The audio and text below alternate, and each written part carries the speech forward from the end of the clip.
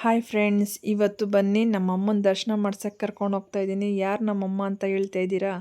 ಬನ್ನಿ ಹೋಗಿ ನೋಡೋಣ ಯಾರು ಅಂತ ತೋರಿಸ್ತೀನಿ ನಾನು. ಇದು ನೋಡಿ, ಕನಕಪುರ ಸರ್ಕಲ್ ಇದು.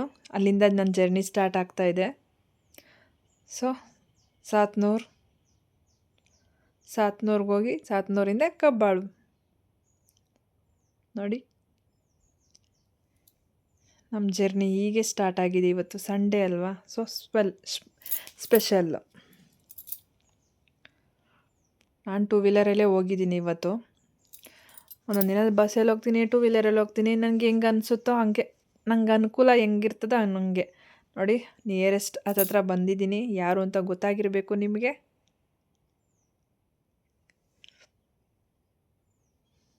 ಅದೇ ನಮ್ಮಮ್ಮ ಕಬ್ಬಾಳಮ್ಮ.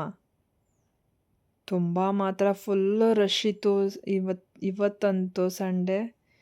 ಯಾಕೆ ರಶ್ ಇತ್ತು ಅಂತ ನನಗಂತೂ ಗೊತ್ತಿಲ್ಲ. ಸಿಕ್ಕಾಪಟ್ಟೆ ರಶ್ಶು ಅಂದರೆ ರಶ್ಶು. ನಮ್ಮಮ್ಮನ ನೋಡಬೇಕು ಅಂತ ಎಷ್ಟು ಜನ ಕಾಯ್ತಾ ಇದ್ದಾರೆ ನೋಡಿ. ಸುಮಾರು ಊರಿಂದ ಬರ್ತಾಯಿದ್ರು. ಸುಮಾರು ಇಷ್ಟೊಂದು ಜನ. ನಾನು ಹೋಗ್ತಾ ಇರ್ತೀನಿ ಯಾವಾಗ್ಲೂ, ಆದರೆ ಇಷ್ಟೊಂದು ಜನ ಇರ್ತಾರೆ ಅಂತ ನನಗೆ ಗೊತ್ತೇ ಇರಲಿಲ್ಲ ನೋಡಿ. ಎಂಟ್ರೆನ್ಸ್ ಯಾರು? ಕಬ್ಬಾಳಮ್ಮ. ತುಂಬ ಜನ ಇದ್ದರು ಇವತ್ತಂತೂ.